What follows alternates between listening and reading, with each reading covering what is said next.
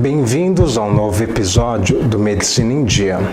Eu sou o Dr. Hugo Pellegrino Lô e no programa de hoje eu vou conversar sobre a síndrome de Down e o autismo.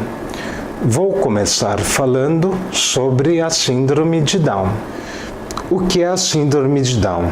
A síndrome de Down, trissomia do cromossomo 21, é uma alteração genética caracterizada pela existência de um cromossomo extra nas células de um indivíduo.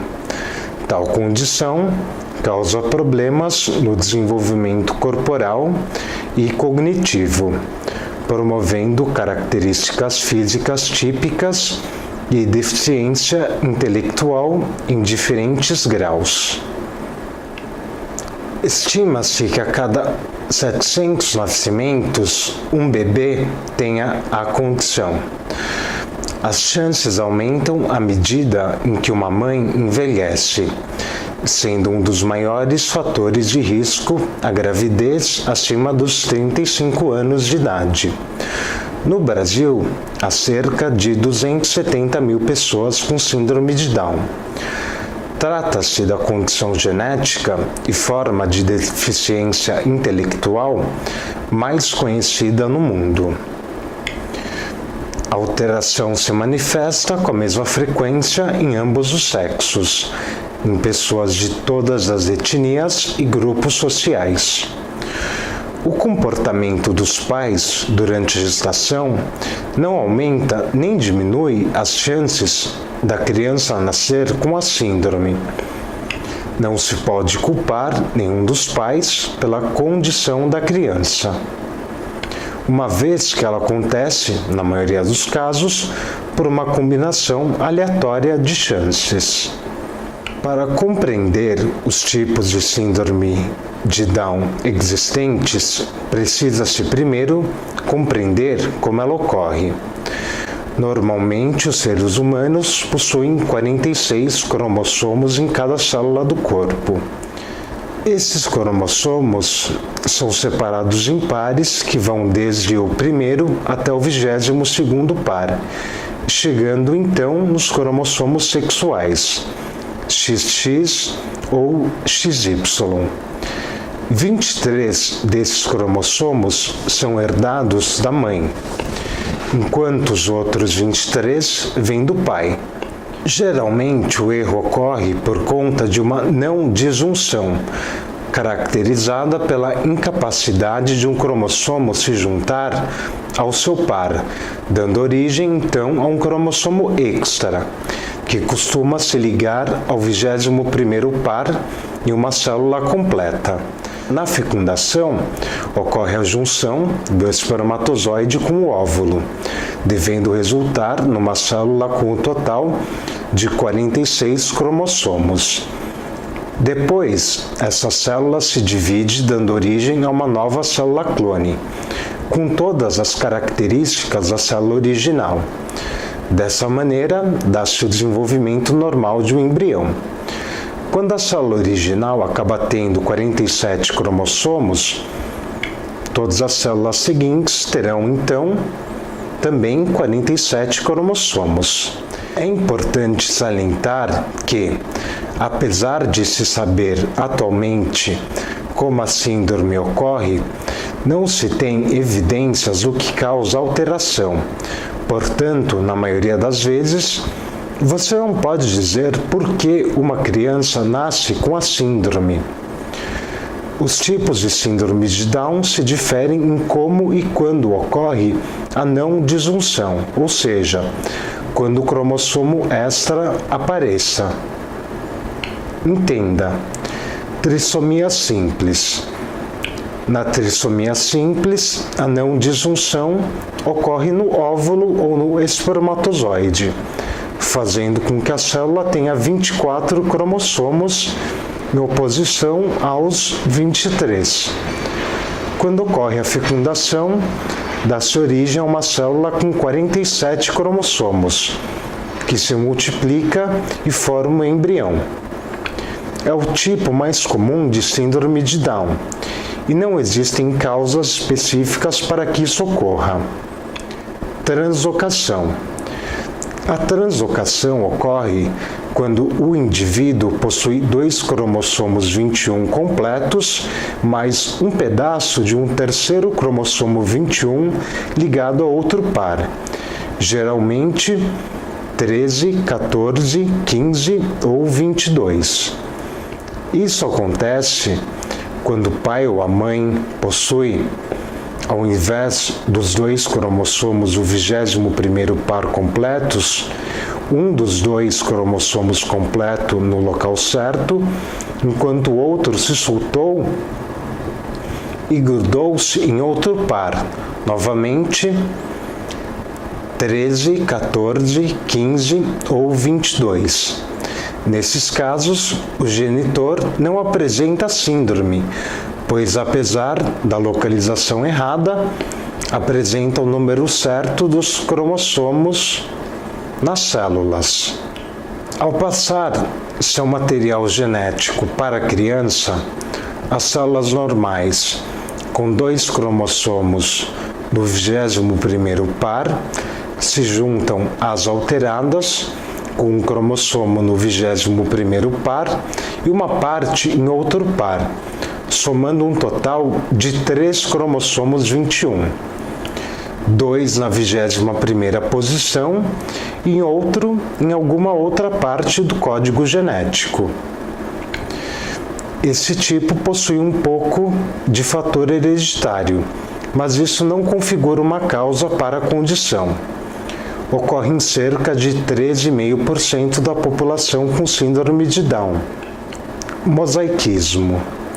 Acometendo apenas 1,5% dos indivíduos com a síndrome, o mosaicismo ocorre quando o indivíduo possui tanto células com 46 cromossomos quanto células com 47 cromossomos. Isso acontece quando, durante a formação do embrião, após a fecundação, ocorre uma não disjunção, originando uma célula com 47 cromossomos. Assim, algumas células serão cópias das células originais com 46 cromossomos, enquanto outras serão cópias da célula alterada com 47 cromossomos. Nesses casos, as manifestações da condição podem ser mais leves, mas isso não é uma garantia, uma vez que, dependendo em qual parte da gestação houve a não disjunção, o indivíduo pode acabar tendo um grande número de células alteradas. Agora vou falar sobre os fatores de risco. O maior fator de risco para a síndrome de Down é a idade da mãe. Isso porque as mulheres já nascem com os óvulos formados. E quanto mais velhos, maior o risco de ocorrer algum erro durante a divisão dos cromossomos. Aos 35 anos, a chance de uma mulher ter um filho com a condição é 1 em 350. Aos 40, essas chances aumentam para 1 em 100. E aos 45, o risco é de 1 em 30. Mesmo assim, é importante lembrar que a maioria dos bebês com síndrome de Down nascem com mães com menos de 35 anos de idade, pois é nessa idade que se tem mais bebês. Outros fatores são já ter uma criança com síndrome de Down ou ser portador de uma translocação do gene 21. Agora vou falar dos sintomas e características dos indivíduos com síndrome de Down. Existem características físicas típicas da síndrome de Down, mas é importante ressaltar que nem todos os seus indivíduos apresentam essas características, assim como podem apresentá-las em diversas intensidades. Muitas pessoas acreditam que os indivíduos com alteração são parecidos fisicamente, o que não é verdade. Na maioria das vezes, eles se parecem mais com sua família do que com outras pessoas com a mesma síndrome, mesmo que haja características físicas em comum. Portanto, trata-se apenas de um mito. Algumas características físicas presentes são: cabeça menor que o normal, com a parte posterior, ou seja, a de trás, achatada, dando a impressão de um rosto arredondado. Fontanelas maiores, o que demoram mais tempo para se fechar, além da moleira falsa na sutura sagital, onde os dois ossos parietais do crânio se encontram. Cabelos lisos e finos, de cor herdada dos pais, assim como alopécia parcial, falhas no cabelo ou total, sem cabelos. Ossos faciais pouco desenvolvidos, dando impressão de contorno do rosto achatado. Nariz pequeno, osso nasal afundado, passagens nasais estreitas, olhos com inclinação lateral, amendoada, com a prega do canto interna puxada, semelhante aos olhos orientais. Orelhas pequenas em um nível mais baixo, com borda superior dobrada. Os canais do ouvido podem ser pequenos.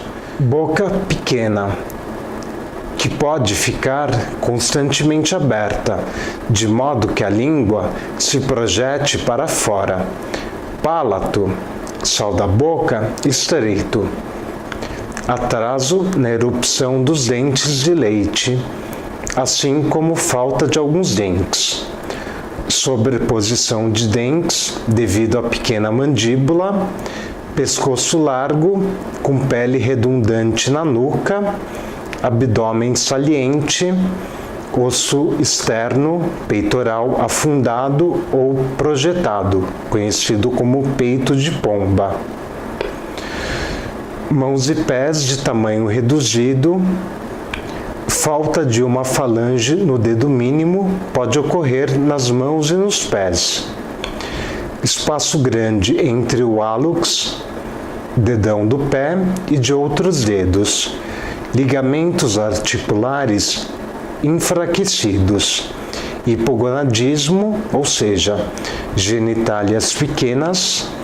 Homens estéreis e mulheres com períodos irregulares de ovulação. Capacidades cognitivas. Não só as capacidades físicas são influenciadas pela síndrome de Down.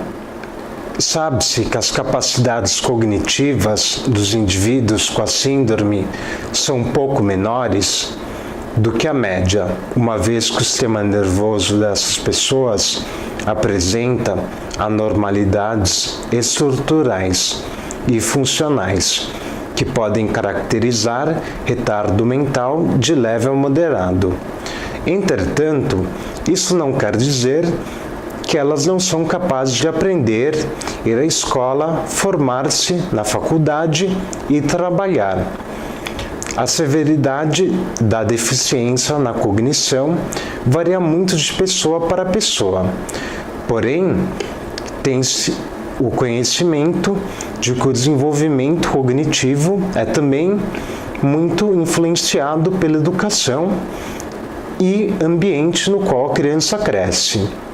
Em suma, a estimulação de processos cognitivos em indivíduos com a síndrome de Down pode melhorar essas capacidades, fazendo com que o QI, ou seja, o coeficiente intelectual dessas pessoas, seja mais alto do que o esperado. Muitas vezes chega a 82, em oposição ao coeficiente intelectual médio de 62. Comorbidades e complicações. Frequentemente, a síndrome de Down vem acompanhado de diversas doenças, ou pelo menos da facilidade em desenvolvê-las. Cardiopatias. Em primeiro lugar, é comum que crianças com síndrome de Down sofram de alguma cardiopatia, ou seja, uma doença no coração. Cerca de 40% dos indivíduos com a condição possuem alguma malformação no coração, e essa é a principal causa de morte nessas crianças, em especial nos primeiros anos de vida. Felizmente, existem cirurgias que, quando realizadas com sucesso, aumentam muito a expectativa de vida desses indivíduos. Malformações gastroenterológicas são comuns e acontecem em cerca de 12% dos casos.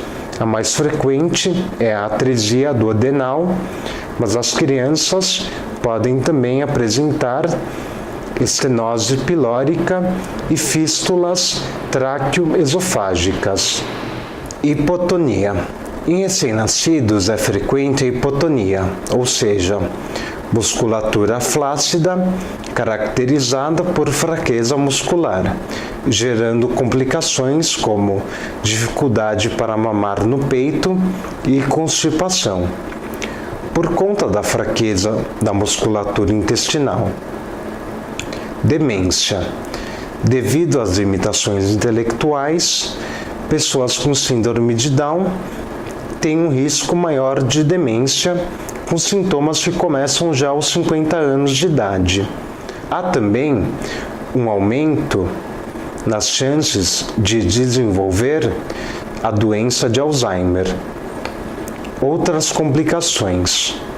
Nos olhos, esses indivíduos podem apresentar catarata e glaucoma. A nível odontológico, os dentes costumam ser pequenos e com espaçamentos irregulares. A presença da língua protusa dificulta a amamentação e a fala. Há também maiores chances do desenvolvimento de hipotireoidismo, devido à baixa imunidade celular. Infecções como otites podem se fazer mais frequentes, assim como podem haver hipertrofia das adenoides e amígdalas. Não obstante, casos de leucemia são comuns em indivíduos com síndrome de Down. Malformações em tecidos moles e ossos podem resultar em maiores chances de apneia obstrutiva do sono, condição na qual o indivíduo cessa a respiração e volta repetidas vezes durante o sono. Não é raro que indivíduos com síndrome de Down sofram de doença celíaca, uma reação imunológica à ingestão de glúten, encontrado em grãos como trigo, cevada e centeio, o que limita bastante a dieta dessas pessoas. Os meninos podem sofrer de hipogonadismo masculino, enquanto as meninas podem ter hipogonadismo feminino e amenorreia, ou seja, ausência de menstruação ou menstruação irregular. Pessoas com síndrome de Down possuem maior tendência para obesidade e menor incidência de câncer. Como é feito o diagnóstico da síndrome de Down? O diagnóstico da síndrome de Down é feito geralmente após o nascimento do bebê. Entretanto, em casos de maiores chances, pode-se fazer um rastreamento pré-natal, juntamente com um ginecologista ou obstetra, que indicam as chances do bebê nascer com alteração. Em geral, exames de rastreamento pré-natal já fazem parte da rotina da gestante. Os seguintes testes não são capazes de diagnosticar com precisão a síndrome no feto, mas podem dar uma melhor noção da possibilidade do bebê ter qualquer alteração. Teste combinado no primeiro trimestre. Durante o primeiro trimestre, é feito um exame em 2 etapas. Exame de sangue. para determinar níveis anormais de proteína plasmática associada à gravidez e do hormônio gonadotrofina coriônica humana, que podem indicar algum problema no bebê. Translucência nucal. Utilizando o ultrassom, esse teste examina uma porção específica da área do pescoço do bebê, onde fluidos costumam se alojar quando há anormalidades. A partir dos resultados deste teste, assim como a idade da mãe, o médico pode dizer quais as chances da criança nascer com síndrome de Down. Exame de rastreamento integrado. Quando a gestante realiza o teste combinado no primeiro trimestre, ela pode realizar no segundo um exame integrado. Nesse exame, uma amostra de sangue é mandada para análise, onde se examina os níveis de 4 substâncias relacionadas à gestação: alfa-fetoproteína, estriol, gonadotrofina crônica humana e inibina A. Ao integrar os resultados anteriores com os novos, pode-se ter maior noção das chances do bebê ter alguma alteração, além de desbancar falsos positivos. DNA livre fetal. Após 10 semanas de gestação, um pouco do DNA do bebê pode ser encontrado na circulação da mãe. Assim, retirando um pouco do sangue da gestante, pode-se procurar por esse DNA e analisá-lo, a fim de encontrar a trissomia. Trata-se de um exame mais específico para a síndrome de Down, que pode entregar resultados mais precisos do que outros testes de rastreamento. Testes diagnósticos durante a gravidez. Quando os resultados do rastreamento pré-natal são preocupantes, pode-se realizar exames de diagnóstico durante a gravidez. São eles: amniocentese, do qual uma amostra do líquido amniótico é retirada através de uma punção no útero, para que os cromossomos do feto sejam analisados. É geralmente realizado no segundo trimestre, após 15 semanas de gestação. Esse exame traz consigo um pequeno risco de aborto espontâneo. Cordocentese. A cordocentese consiste na retirada de uma amostra do sangue do cordão umbilical, que é analisado em busca de defeitos em cromossomos. Só deve ser feito após a 18ª semana de gestação, quando os resultados de exames anteriores são inconclusivos. Isso porque apresentam um risco de aborto espontâneo elevado. Diagnóstico em recém-nascidos. Em um primeiro momento, o diagnóstico em recém-nascidos é feito por meio de suas características físicas. Porém, algumas características podem ser encontradas também em bebês sem alterações, e por isso o médico pode pedir um cariótipo, ou seja, uma representação dos cromossomos de uma célula. Através de uma amostra de sangue, pode-se separar células mononucleadas que são usadas para a proliferação in vitro. Essas células são colocadas em uma solução hipotônica sob uma lâmina, onde deixam espalhados os cromossomos. Após tirar fotos microscópicas dessa lâmina, os cromossomos são classificados pelo tamanho, posição, entre outras características, e organizados em pares homólogos. Quando nesse diagnóstico aparecem 3 cromossomos 21 ou 2 cromossomos 21 e mais uma parte do 21 grudado em outro cromossomo, se dá o diagnóstico de síndrome de Down. Infelizmente, por não se tratar de uma doença, a síndrome de Down não tem cura. Quando o indivíduo nasce com essa alteração, ela não desaparece.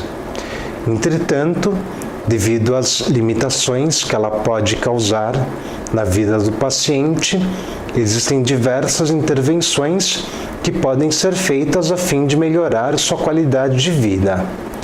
Em geral, tais intervenções estão relacionadas ao acompanhamento de possíveis comorbidades, assim como terapias para melhorar o desenvolvimento da pessoa. Por isso, elas devem começar logo nos primeiros meses de vida. Ecocardiograma fetal.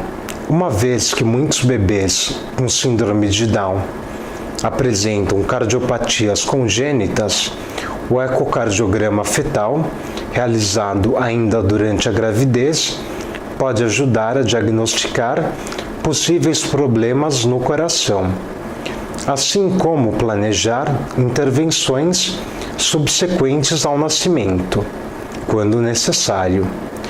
O exame é realizado por um pediatra cardiologista por meio de um aparelho de ultrassom. Exame físico completo. Quando a criança foi diagnosticada no período pré-natal, verificar características físicas típicas da síndrome podem confirmar o diagnóstico. Em alguns casos, quando não se soube da condição desde a gravidez, esse exame pode erguer a suspeita e, assim, o bebê precisará passar por exames como o cariótipo para confirmar a alteração. Amamentação. Enquanto a amamentação no peito é extremamente aconselhada, não é raro que esses bebês tenham problemas musculares, como fraqueza, que impedem uma alimentação adequada. Assim, deve-se procurar um pediatra em busca de técnicas alternativas de amamentação. Monitoramento do crescimento. Crianças com síndrome de Down nem sempre crescem da mesma forma que crianças sem a alteração genética, de modo que o monitoramento deve ser feito levando em conta outros padrões. Nesse monitoramento, o médico, clínico geral ou pediatra deve analisar a altura, peso, índice de massa corpórea e circunferência da cabeça, que podem ser alterados devido a problemas relacionados à alimentação ou hormônios. Check-ups. Visitas regulares ao médicos devem ser feitas com frequência, assim como pessoas sem síndrome de Down devem fazer. Tais visitas são feitas para avaliar o estado de saúde geral do paciente, além de prescrever possíveis vacinas e medicamentos. Coração. Mesmo que não tenha havido suspeita de problemas cardíacos no período pré-natal, é importante realizar um ecocardiograma no recém-nascido, a fim de confirmar se realmente não há qualquer problema. Muitas vezes, essas crianças possuem cardiopatias congênitas que não são mostradas no ecocardiograma fetal. Embora os primeiros exames nem sempre demonstrem qualquer tipo de anomalia cardíaca, é importante que haja acompanhamento médico do coração, uma vez que diversos problemas podem aparecer no decorrer do desenvolvimento do indivíduo. Sinais preocupantes que podem estar relacionados a problemas cardíacos são respiração muito rápida e cianose, que é a pele azulada. Visão e audição. Por conta da síndrome, muitas crianças nascem com problemas na audição e na visão. Por isso é importante consultar um oftalmologista e fonoaudiólogo, a fim de verificar a função dos olhos e ouvidos. Quando é constatado algum problema, o paciente deve realizar o tratamento adequado para a sua condição, seguindo as orientações do médico, assim como acompanhamento pelo resto da vida. Ainda assim, mesmo que não haja problemas de um primeiro momento, é importante que o paciente volte nesses especialistas mais vezes, para evitar complicações posteriores. Vacinação. Devido à imensa quantidade de micro-organismos causadores de doença, deve-se dar ainda mais atenção à vacinação em crianças com síndrome de Down. Estas devem estar imunizadas contra a influenza, assim como tomar todas as vacinas disponíveis para crianças e adultos. Tireoide. Os níveis de hormônio podem ser baixas, o que pode indicar problemas na tireoide. O exame de TSH pode indicar qualquer problema relacionado a essa glândula, que deve ser tratado para impedir maiores complicações. Problemas como o hipotireoidismo podem ocorrer a qualquer momento da vida do indivíduo e, por isso, o exame deve ser refeito com frequência. Exames de sangue.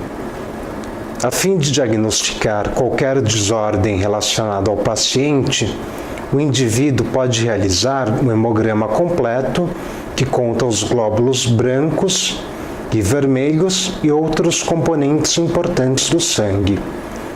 Esses exames devem ser feitos desde o primeiro mês de vida, a fim de prevenir complicações futuras. Problemas do sistema digestório.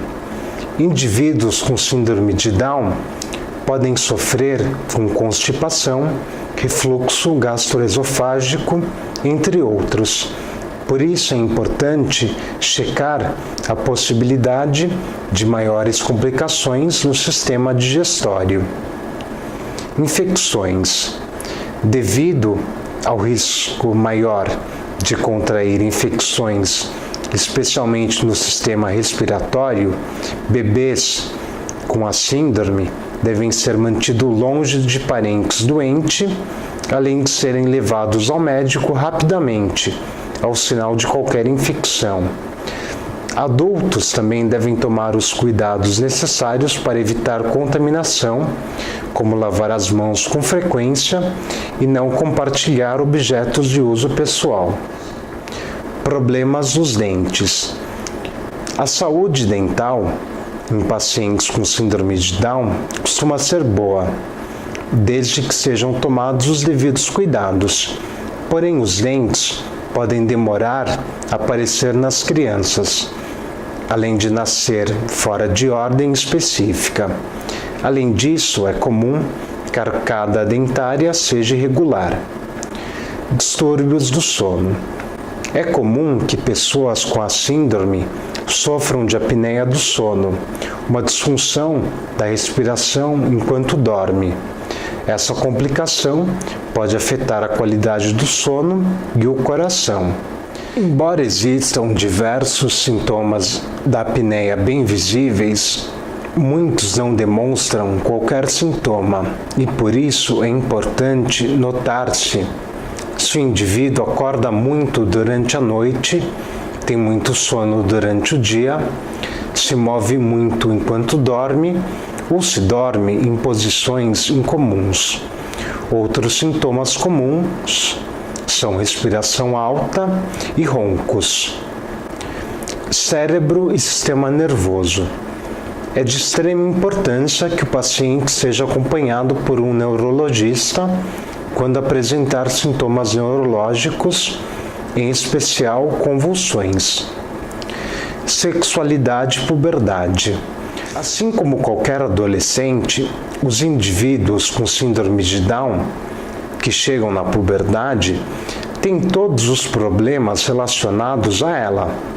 É importante que os pais estejam prontos para conversar sobre assuntos como sexualidade. Enquanto os meninos costumam ser estéreis, as meninas podem sofrer com a menstruação irregular. O ideal é consultar um ginecologista para melhor administrar essa fase. Problemas de comportamento e saúde mental. Alguns indivíduos com síndrome de Down podem sofrer com problemas comportamentais e saúde mental debilitada, o que é refletido no desempenho escolar e profissional desses indivíduos, assim como em relações interpessoais. É indicado procurar um especialista quando o paciente apresenta ansiedade, hiperatividade, para de prestar atenção, não ouve o que está sendo dito, tem problemas relacionados à atenção, tristeza ou falta de vontade nos próprios interesses e atividades, além de comportamentos obsessivos compulsivos, que se repetem com frequência, e outros problemas de comportamento. Terapias e desenvolvimento. Devido ao desenvolvimento atrasado na maioria dos pacientes com a síndrome de Down, diversas terapias podem ajudar para que isso se dê da melhor forma. Enquanto tipicamente crianças aprendem a andar entre os 9 e 18 meses, crianças com síndrome de Down podem apresentar um atraso de até 4 anos. Fisioterapia e psicomotricidade para o melhor desenvolvimento das habilidades motoras. A fisioterapia pode ajudar o bebê a aprender a ficar sentado, engatinhar, ficar em pé, entre outros, dependendo da idade da criança. Esse desenvolvimento é importante porque, para que a criança tenha um bom conhecimento do mundo e forme sua identidade, ela precisa conseguir se mover. Essa capacidade estimula também processos cognitivos, habilidades linguísticas e desenvolvimento social, uma vez que a movimentação faz com que ela consiga interagir melhor com o mundo. Já a psicomotricidade é caracterizada pela integração de funções motoras e psíquicas. Trata-se de um tipo de terapia que envolve, além do desenvolvimento das habilidades motoras, a capacidade de um indivíduo se expressar a partir do movimento, inserido em um contexto psicossocial. Esse tipo de terapia foca em aspectos da motricidade global, equilíbrio, organização espacial, esquema corporal e exposta a estímulos visuais, auditivos e táctil-sinestésicos. Fonoaudiologia. O acompanhamento de um fonoaudiólogo pode ajudar na fala e comunicação da criança que nasceu com síndrome de Down. Mesmo que a maior parte dos bebês não aprenda a falar antes dos 2 anos de idade, essa terapia pode ajudá-los a aprender formas não verbais de comunicação. A maior parte dos indivíduos com síndrome de Down aprendem a falar e conseguem se comunicar verbalmente. Entretanto, algumas pessoas podem ter deficiências auditivas parciais ou totais, que podem se beneficiar muito desse tratamento. Durante a terapia, a criança desenvolve melhor suas habilidades visuais, auditivas, táteis, habilidades motoras orais, movimentação da língua e lábios e cognitivas, como compreender a permanência de objeto, noção de que um objeto existe mesmo quando não se olha para ele, e relação de causa e efeito. Vale ressaltar que, em geral, indivíduos com síndrome de Down entendem mais do que expressam. Terapia ocupacional. A terapia ocupacional é uma área especializada em melhorar a independência de pessoas com algum tipo de limitação. No caso de pessoas com síndrome de Down, a terapia ocupacional trabalha habilidades motoras de autocuidado, como comer, vestir-se, arrumar-se, entre outras, além de habilidades relacionadas ao ambiente escolar e momentos de lazer. Em geral, terapeutas ocupacionais trabalham lado a lado a fisioterapeutas, complementando aquilo que falta.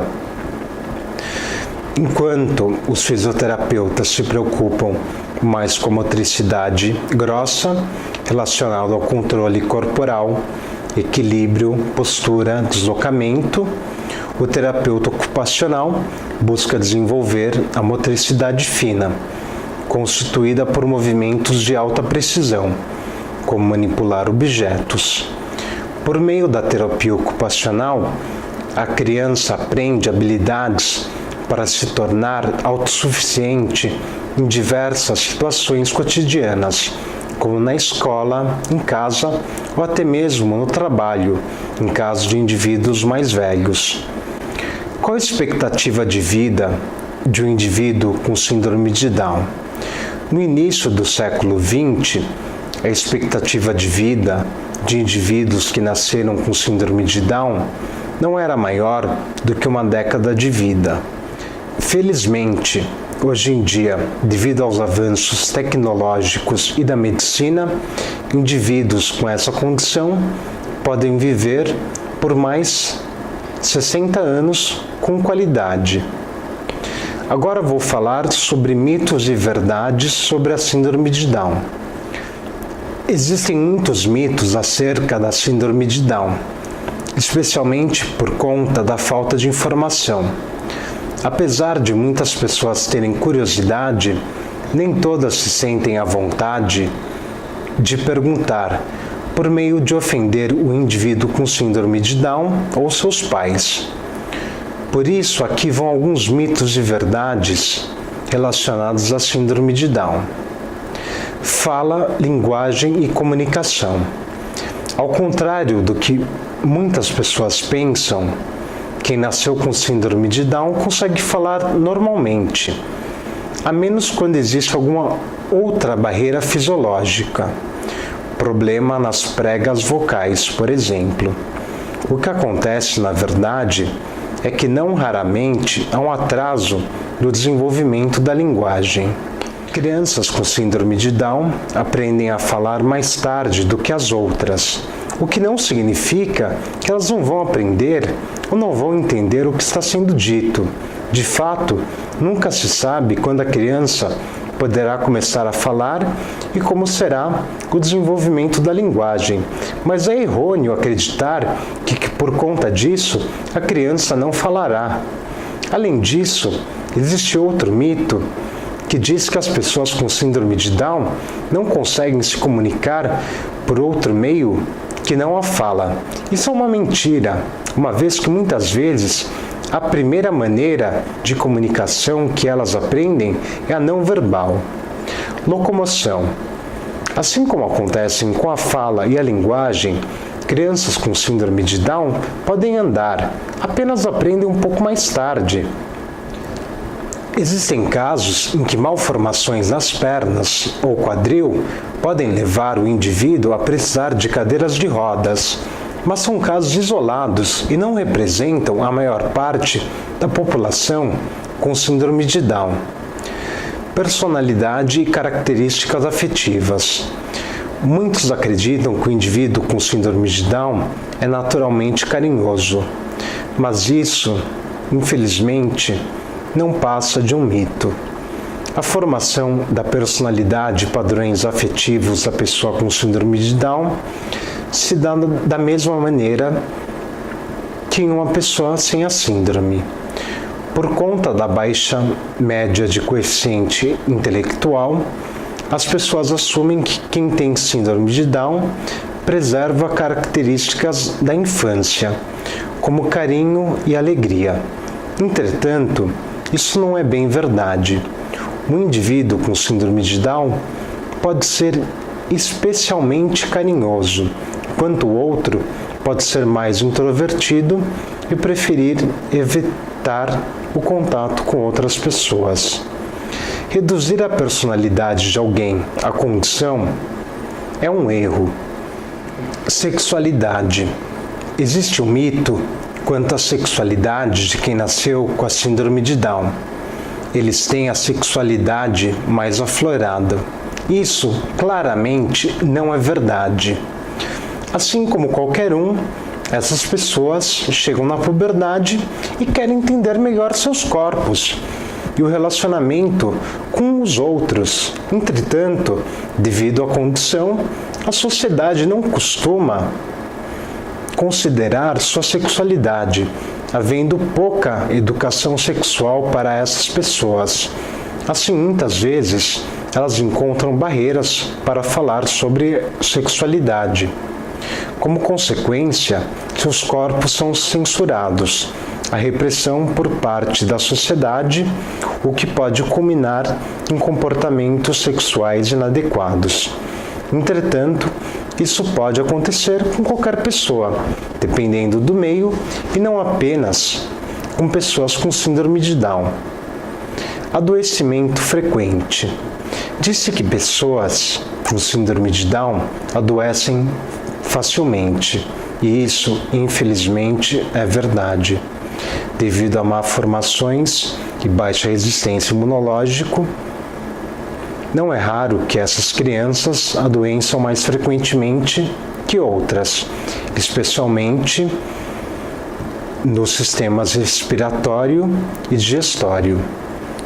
Ainda assim, vale lembrar que essa propensão vai diminuindo conforme o indivíduo fica mais velho. Escola e trabalho. Embora pareça verdade, nem sempre pessoas com síndrome de Down precisam frequentar escola especial. Muitas dessas crianças conseguem acompanhar a escola normal, assim como outras necessitam de cuidados especiais, principalmente aquelas com problemas auditivos, visuais, entre outros. Pode haver uma dificuldade maior em acompanhar algumas matérias, por conta do perfil específico de aprendizagem dessas crianças. Porém, quando o professor respeita as diferenças, o aluno se forma na escola normal, sem maiores problemas, apesar das dificuldades. Vale ressaltar que não existe uma idade exata para a entrada da criança com síndrome de Down na escola. Isso deve acontecer quando for conveniente para ela e sua família. Por fim, alguns optam por, depois da escola, fazer um curso a nível superior e não raramente trabalhar. Pessoas com síndrome de Down estão aptas a trabalhar, assim como qualquer outra, e o maior impedimento para elas é simplesmente preconceito e falta de informação. Esportes e atividades físicas. Devido ao baixo tônus muscular, acredita-se que pessoas com síndrome de Down não podem praticar atividades físicas ou esportes. A verdade é que elas podem e devem fazer isso, pois assim, como para qualquer pessoa, a prática de exercícios físicos traz bem-estar. Além disso, as atividades físicas ajudam a diminuir a possibilidade de obesidade, tendência em pessoas com síndrome de Down. Algumas pessoas podem ter dificuldade por conta de fraqueza muscular ou até mesmo malformações, que tornam alguns tipos de esportes inviáveis. Porém, nesses casos, passa a consultar um fisioterapeuta ou treinador especializado, capaz de passar uma rotina de exercícios condizente com a realidade do paciente. Convivendo com a síndrome de Down. Para muitos, o convívio com a síndrome de Down parece um desafio, mas cada dificuldade pode ser superada com paciência e dedicação. Embora muitos pais fiquem frustrados com a notícia de que seu bebê tem a síndrome, É importante ressaltar que isso não quer dizer que o indivíduo nunca terá boa qualidade de vida, independência e realização pessoal. Algumas dicas para o melhor convívio com a condição são: tire um tempo para pensar.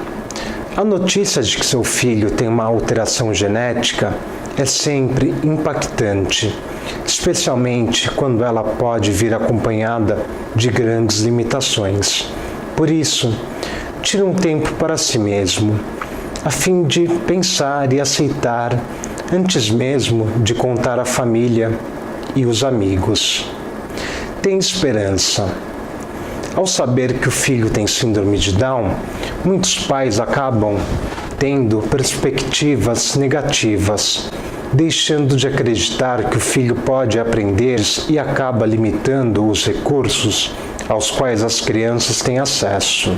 Tenha sempre em mente que as habilidades cognitivas e motoras podem ser desenvolvidas e muito disso depende dos pais e do meio no qual a criança está envolvida. Por isso é importante que os pais tenham sempre esperança e nunca deixem de tentar ajudar o filho, mesmo com as dificuldades. Planeje o futuro de seu filho. Não pense que só porque seu filho nasceu com síndrome de Down, isso quer dizer que ele não tem um futuro brilhante. Ele tem, mas para isso é importante que os pais não desistam de inseri-lo na sociedade. Deixem ele frequentar a escola normal, estimulem a busca de oportunidades de emprego ou estudos de nível superior quando o filho sair da escola. Pessoas com síndrome de Down também têm relacionamentos, se casam e podem ter uma família. Não desista do futuro de seu filho em nenhum momento. Procure saber sempre mais. Uma das melhores maneiras de lutar contra o medo de que algo ruim aconteça com seu filho é informar-se sempre mais. Compreenda a condição, suas manifestações, riscos associados, entre outros. Leia artigos e fique atento às novidades em relação à síndrome de Down, pois avanços tecnológicos podem trazer novas maneiras de encarar a condição. Estimule seu filho. Além da ajuda para o desenvolvimento por meio das terapias, fisioterapia, terapia ocupacional, psicoterapia, entre outras, os pais também devem estimular os filhos em casa com jogos e brincadeiras que ajudam no desenvolvimento de habilidades cognitivas. Deixe seu filho fazer parte da comunidade. Manter o convívio em sociedade faz com que as transições para a adolescência e vida adulta sejam menos complicadas, pois o indivíduo com síndrome de Down já estará acostumado com a comunidade. Ao privá-lo disso, mantendo-o em casa, fazendo frequentar escolas especiais, é provável que futuramente ele tenha mais dificuldade em arranjar um emprego e fazer parte da sociedade normalmente. Valorize-se. Lembre-se sempre que não é sua culpa que seu filho nasceu com síndrome de Down e que tudo que você faz pelo bem dele é importante e lindo. Não esqueça que criar um filho é difícil, ainda mais quando há limitações. E você está fazendo isso muito bem. Reconheça sua força e habilidades. Não esqueça seu papel de pai e mãe. Ser pai e mãe significa cuidar de alguém, mas o problema começa quando os pais passam apenas a cuidar da criança, sem dar aquilo que ela mais precisa. Como toda criança, os que nasceram com síndrome de Down necessitam carinho, amor, compreensão, coisas que um cuidador não pode dar, somente os pais. Agora vou falar sobre o autismo. O autismo, também conhecido como transtornos do espectro autista, São transtornos que causam problemas no desenvolvimento da linguagem, dos processos de comunicação, na interação e comportamento social da criança. Atualmente, estima-se que 70 milhões de pessoas no mundo todo possuam algum tipo de autismo, segundo a Organização Mundial da Saúde. Com relação ao Brasil, esse número passa para 2 milhões. Uma pesquisa atual realizada neste ano do Centro de Controle e Prevenção de Doenças diz que o autismo atinge ambos os sexos e todas as etnias. Porém, o número de ocorrências é maior entre o sexo masculino, cerca de 4,5 vezes. Esse transtorno não possui cura e suas causas ainda são incertas. Porém, ele pode ser trabalhado, reabilitado, modificado e tratado, para que assim o paciente possa se adequar ao convívio social e às atividades acadêmicas o melhor possível. Quanto antes o autismo for diagnosticado, melhor, pois o transtorno não atinge apenas a saúde do indivíduo, mas também de seus cuidadores, que em muitos casos acabam se sentindo incapazes de encararem a situação.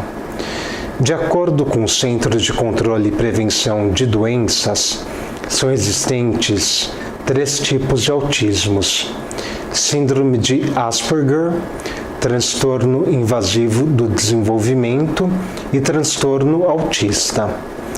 A síndrome de Asperger é a forma mais leve do espectro autista. As crianças que a possuem normalmente se tornam extremamente obsessivos por um único objeto e também se interessam demais pelo seu assunto preferido, podendo discuti-lo por horas a fio sem parar. A síndrome afeta 3 vezes mais os meninos e quem a desenvolve normalmente possui inteligência acima da média. Por conta disso, alguns médicos a chamam de autismo de alto funcionamento. Em contrapartida, esses pacientes atingem a fase adulta. O risco de depressão e ansiedade se desenvolverem é muito alta. Transtorno invasivo do desenvolvimento. Crianças que possuem um tipo de autismo um pouco mais grave do que a síndrome de Asperger e um pouco mais leve do que o transtorno autista são diagnosticadas com o transtorno invasivo do desenvolvimento. Pelo fato dos sintomas desse tipo de transtorno variarem bastante, pode-se dizer que os mais comuns são interação social prejudicada, competência linguística razoável superior ao transtorno autista, mas inferior à síndrome de Asperger, menos comportamentos repetitivos, transtorno autista. Todas as crianças que possuam sintomas mais rígidos do que os citados anteriormente possuem o transtorno autista. O funcionamento da capacidade social, cognitiva e linguística é bastante afetado, além de possuírem comportamentos repetitivos. Transtorno desintegrado da infância. Esse tipo de autismo é o mais grave de todos os presentes no espectro autista, porém também é o menos comum. Cerca de 2 crianças de 100 mil são diagnosticadas com um transtorno desintegrativo da infância. Quanto aos sintomas, pode-se dizer que depois de um período de desenvolvimento normal, geralmente entre 2 a 4 anos de idade, a criança com esse tipo de transtorno perde de maneira muito brusca as habilidades sociais, linguísticas e intelectuais. Além disso, essas funções perdidas não são mais recuperadas. Até hoje, as causas do autismo são inconclusivas e desde os meados dos anos 1940, a medicina tenta desvendá-las. Devido a algumas pesquisas e estudos voltadas ao assunto, os que fazem presentes desde os anos 1970 e 80, acredita-se que o transtorno possui ligações com alterações genéticas. Hoje, com a evolução gradativa da genética e dos avanços neurocientíficos e neuropsicológicos, os resultados de diversas investigações sobre autismo relatam que o transtorno possui associações com mutações genéticas, síndromes, doenças metabólicas, epilepsias e demais transtornos de desenvolvimentos. Algumas pessoas acreditam haver relação entre vacinas e o autismo. Antes de qualquer coisa, a resposta é não. Não há relação alguma entre o transtorno e o fato de tomar algum tipo de vacina. A ideia dessa relação surgiu em 1998, quando um estudo sugeriu que a vacina contra o sarampo, a cachumba e a rubéola pode provocar autismo. Desde então, inúmeras pesquisas foram realizadas e cada uma delas constatou que não há relação entre uma coisa e outra. Feito isso, o estudo foi dado como falso e o médico que escreveu perdeu sua licença médica. Por mais que haja diversas constatações sobre a informação ser apenas um mito, vários pais ainda ficam receosos na hora de vacinarem os seus filhos, o que é de extremo risco, pois essas doenças são contagiosas e quando uma criança as contrai, pode transmitir rapidamente para outras. Fatores de risco. Por mais que as causas do autismo não sejam conhecidas, os cientistas sugerem que os fatores desempenham papéis importantes no desenvolvimento do transtorno. Eles são: gênero. Crianças do sexo masculino são mais propensos a terem autismo. Estima-se que para cada 8 meninos autistas, uma menina também é. Genética. Cerca de 20% das crianças que possuem autismo também possuem outras condições genéticas, como síndrome de Down, síndrome do X frágil, esclerose tuberosa, entre outras. Para mais velhos, a ciência diz que quanto mais velho alguém ter um filho, mais risco as crianças têm de desenvolver algum tipo de problema. E com o autismo não é diferente. Parentes autistas. Caso a família já possua histórico de autismo, as chances de alguém também possuir são maiores. Mecanismo de acontecimento. Todos os sintomas do transtorno decorrem de alguma mudança que o cérebro sofre, porém ainda não é conhecido a forma exata de como o autismo acontece. O seu mecanismo pode ser dividido em duas grandes áreas: a patofisiologia das estruturas cerebrais e os processos associados com o autismo. A neuropsicologia dos comportamentos cerebrais.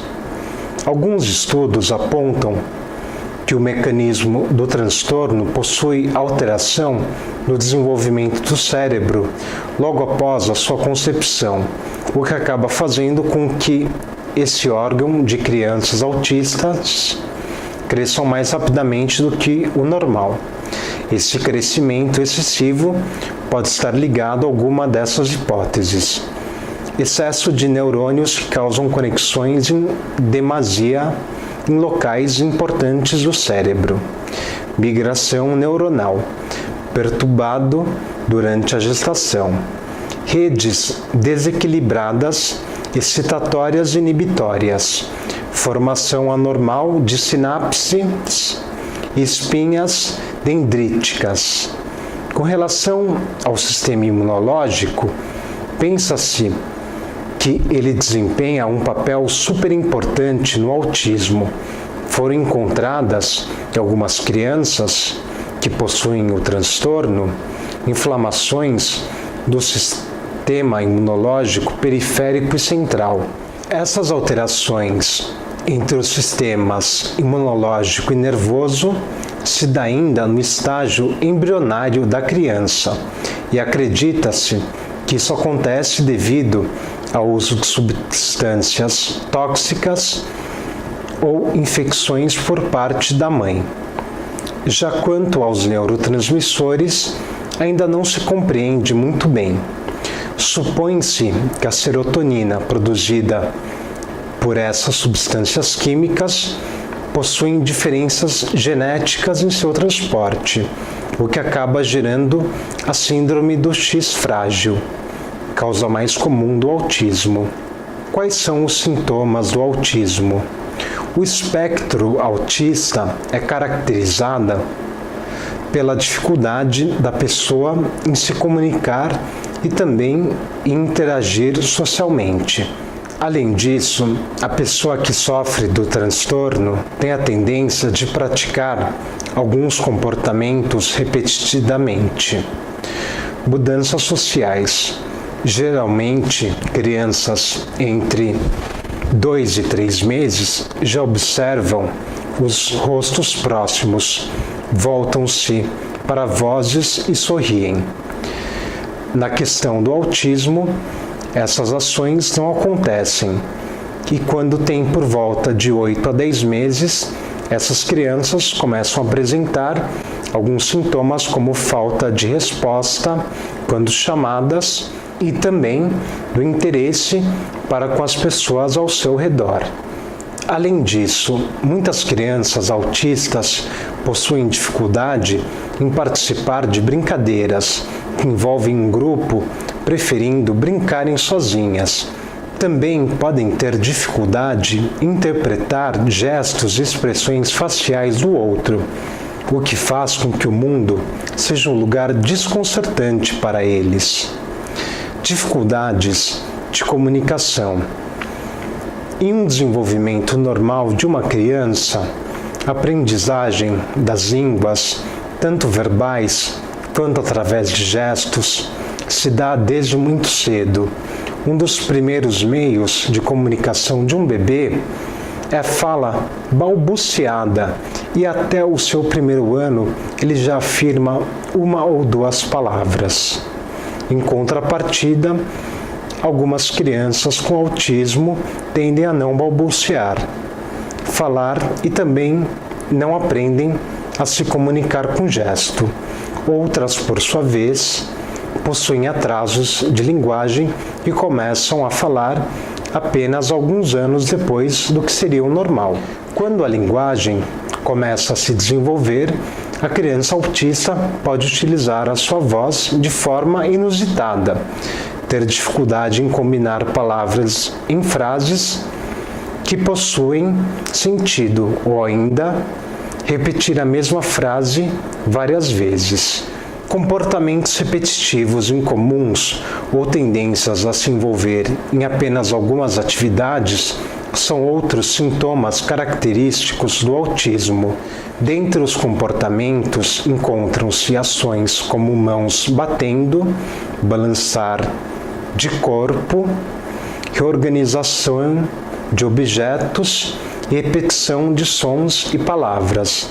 Já quanto à característica das atividades restritas, ela pode ser identificada, por exemplo, quando uma criança faz uma fila de brinquedos de uma maneira muito específica, ao invés de brincar com eles, quando a atividade sai da rota que a criança previamente estipulou, normalmente ela se estressa. Esses interesses extremos podem transformar-se em obsessões, gerando adultos que desenvolvem um interesse muito grande em números, símbolos, datas ou temas da ciência. Diagnóstico. Não há nenhum exame específico para que o diagnóstico seja realizado. Como o autismo é um transtorno que afeta a linguagem e a interação social, a criança que o possui precisa ser analisada por um grupo de pessoas e profissionais que convivem com ela. incluindo pediatras, psicólogos, professores e os pais.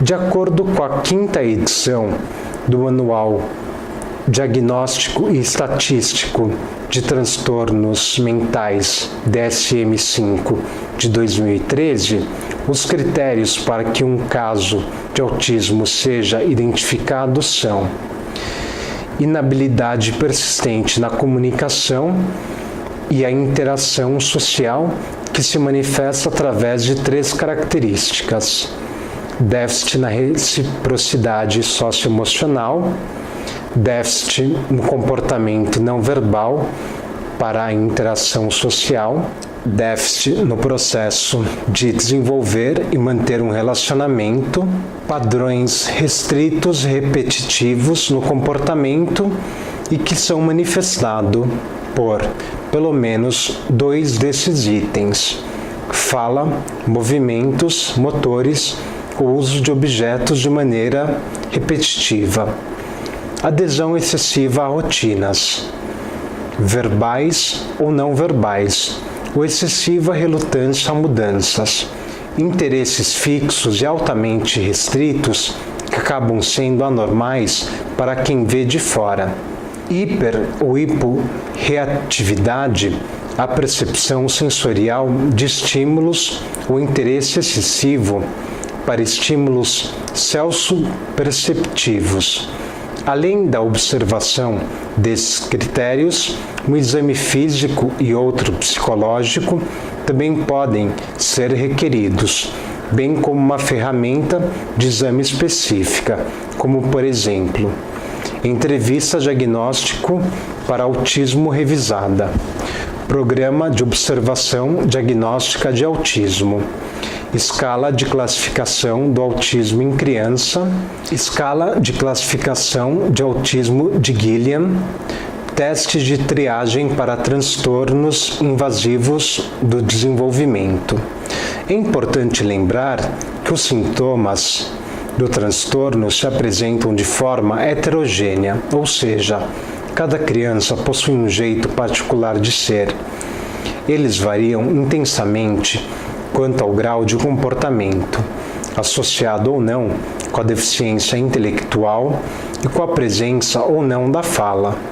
Essas variações e o momento do diagnóstico influenciam e muito na definição da resposta aos tratamentos e se a evolução dos mesmos está sendo favorável ou não. Diagnóstico em crianças mais velhas e adolescentes. Quando o autismo é notado após o início da escola, muitas vezes é recomendado pela equipe de educação da mesma.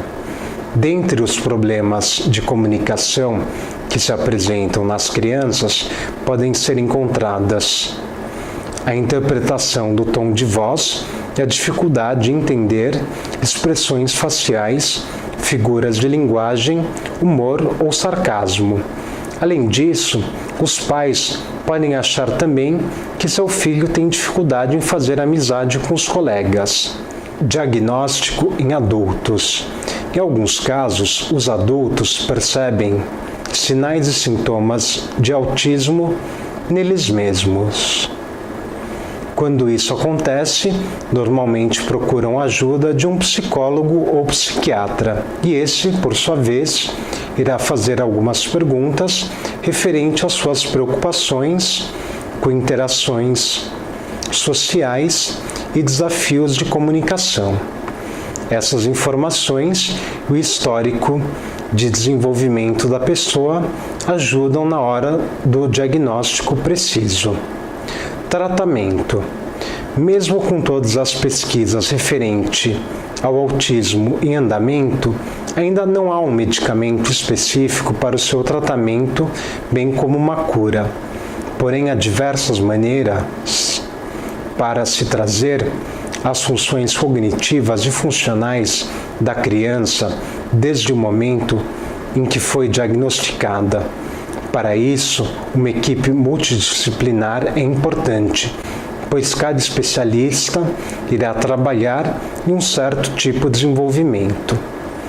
Nas fases de 0 a 2 anos, o acompanhamento da criança com um fonoaudiólogo é essencial, pois isso irá ajudá-lo a desenvolver a linguagem não verbal. A estimulação pode ser feita através de jogos e brincadeiras, contos de histórias e conversas. Terapia ocupacional e comportamental também são relevantes na hora do tratamento, pois assim o cérebro do paciente passa a receber os estímulos sensoriais. Não há uma regra específica de tratamento, pois cada criança possui as suas particularidades. Portanto, a equipe multidisciplinar decidirá qual tipo de tratamento que deve ser abordado. Dieta. Vários especialistas não concordam com o fato de que uma dieta restrita possa ajudar no tratamento do autismo. Porém, se mesmo assim você quiser usar essa via como forma de auxílio, é importante que consulte antes um gastroenterologista e um nutricionista para que eles possam desenvolver uma dieta correta para o paciente. Apoio aos pais. É importante salientar que nem sempre são apenas as crianças autistas que necessitam de acompanhamento.